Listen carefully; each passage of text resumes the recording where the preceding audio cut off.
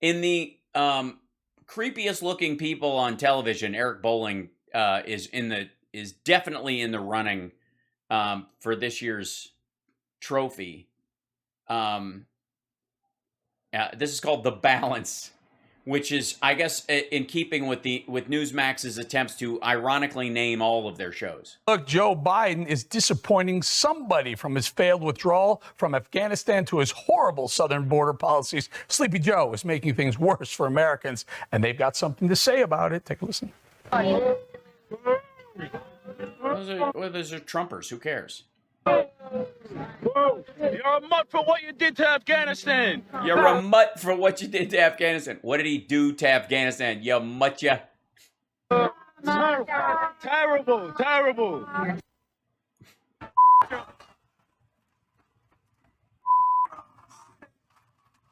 Joining us to weigh in now what Americans really think. Yeah, that one segment at the game. Okay, cool. Is legendary musician, friend, and patriotic SOB, my friend. Yeah, let's see. Let's see if I can get this in here real quick, if I may. Let's see. Ted Nugent draft.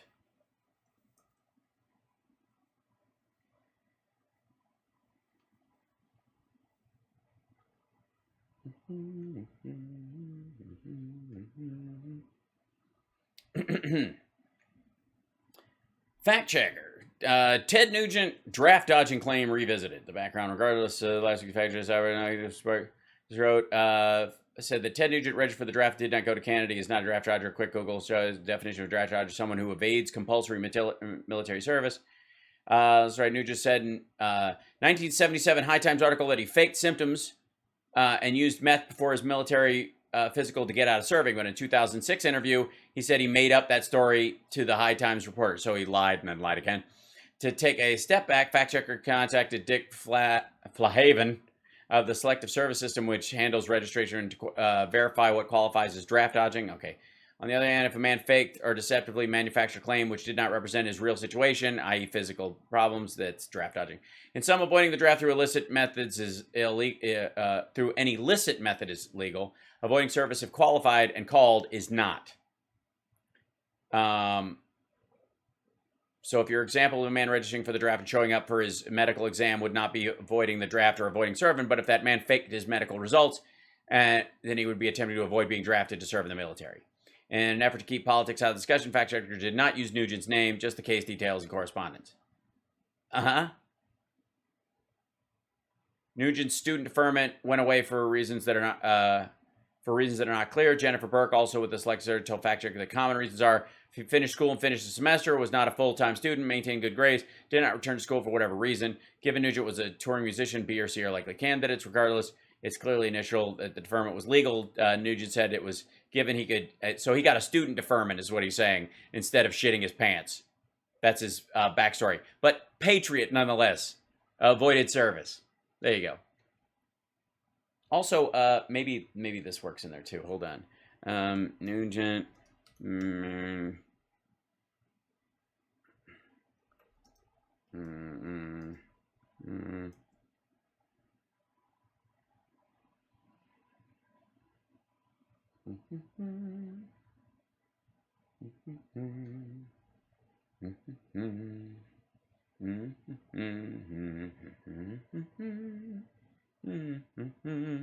But please continue, Nuge.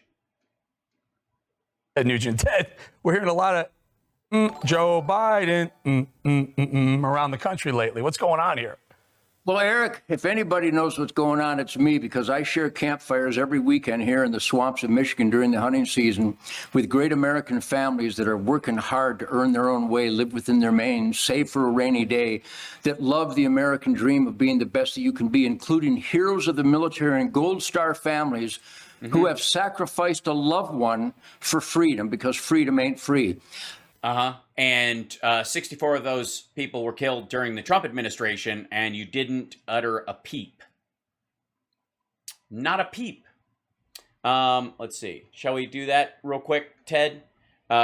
Trump dignified transfers 4 out of 96, I think it was.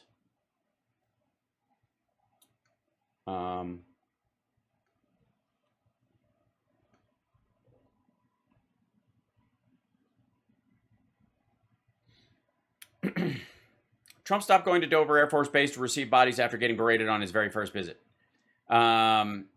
He went 4 times. Where is it? Let's see. Yeah, here you go. 96 dignified transfers, as the military refers to them. 127 Americans killed overseas during Trump's time in office. Trump has been there for 4 of the transfers. 4 out of 96. 127 military people died, like service people, died during the Trump administration. He went to 4 dignified transfers and stopped going after he was berated by a parent who blamed them for not waiting on a Syrian strike that got them killed. I hate to have to say this, but I hate evil and I hate treasons.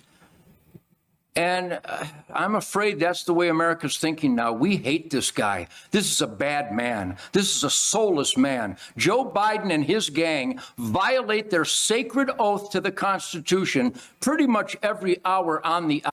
Really? Because we were supposed to stay in Afghanistan forever? So, Ted Nugent, we add you to the Afghanistan as the 51st state?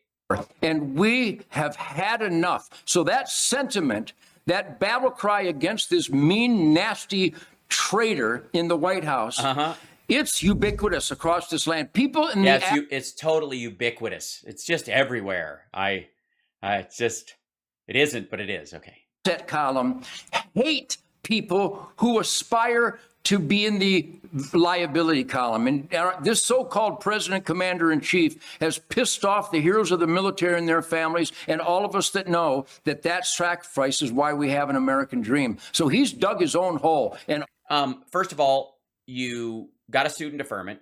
You didn't fight in Vietnam like you were supposed to. And then you lied about the deferment, that you tricked your way out of it by shitting your pants and being totally disgusting for your draft review medical exam. All the hate leveled at this man and his administration, it's deserved. And that's heartbreaking, but true. You know, Ted, I just... Based on what? That we should have stayed in Afghanistan forever? Ted, were we supposed to stay forever?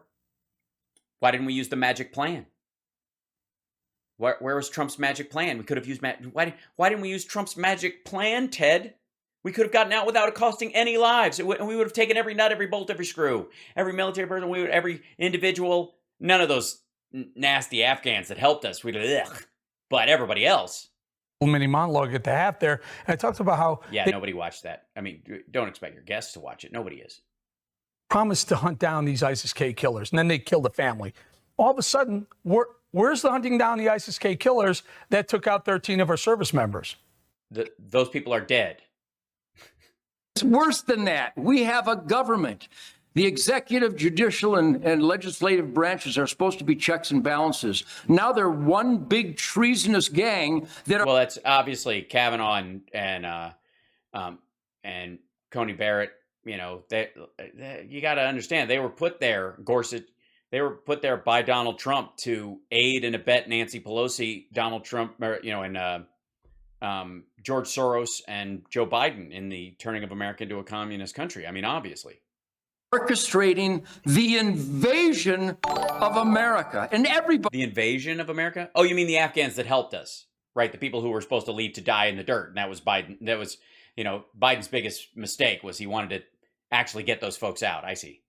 Knows this. Eric, I watched your talking points and they're right on the money. It's truth, logic, and common sense. And those of us that genuflect at the altar of truth, logic, and common sense, the 10 Commandments, the Golden Rule, the Constitution, the Bill of Rights, the Thou shalt not kill, says the dude who has military badges, arrows, and guns all over the place. Obviously, killing is well within your comfort zone. Work ethic, the man. And by the way, with no mitigatory thing. We're not talking about the judicial system the United States has. The common sense would be if God says you don't kill, that's nobody. But apparently, first degree, second degree, manslaughter, there's all sorts of wiggle room.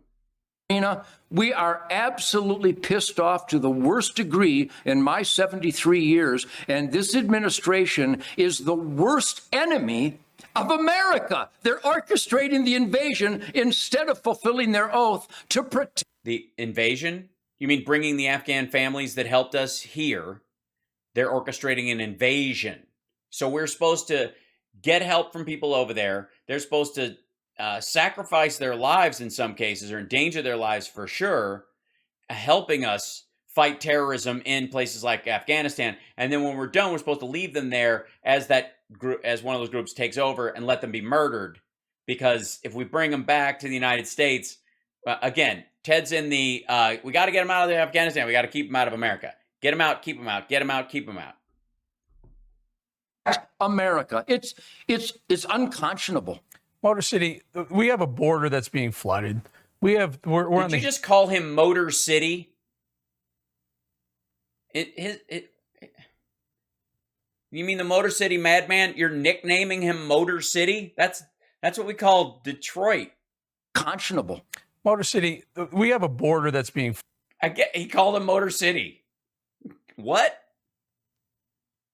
Why don't you call him Wang Dang Sweet Poontang while you're at it? We're on the heels of the worst military move in the history of military moves for. You mean 20 years ago getting into Afghanistan with no exit strategy? You mean that? Oh no, getting out. I see. Finally getting out. I see. That makes sense. America. And Biden goes to the beach and rides his bike, and Kamala Harris, the border czar, is flipping coins at a halftime or at the start of a football game, college football game.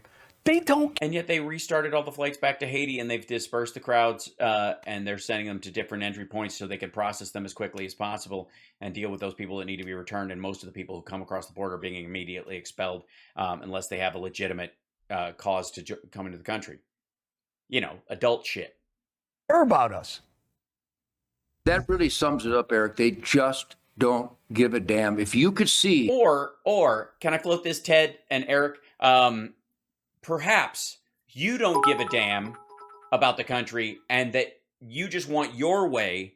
And so you will concoct a version of events that make it look like you want it to look instead of how it really actually is. Perhaps. Because I don't know about you. I was told that wall would keep people out. And apparently it doesn't do shit. Apparently it makes it worse. Photos that I get from my friends in Texas that own ranches on the border of the human remains with vultures flying over them because our government, our United States government gangsters are orchestrating an invasion of people and fentanyl, killing Americans. And the coyotes love Joe Biden. And the child sex traffickers, they love Joe Biden. And if the coyote... Why?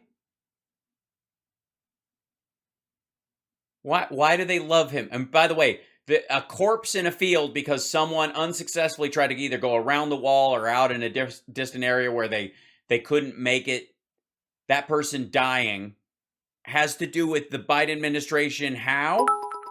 And didn't happen at other times in our history. How? And the child sex traffickers love Joe Biden, then I have to hate Joe Biden. Where is this coming from? And by the way, child sex traffickers, Ted, dude, you were flying teens all over the place. You were Matt Gaetz of the 70s. The fuck are you talking about?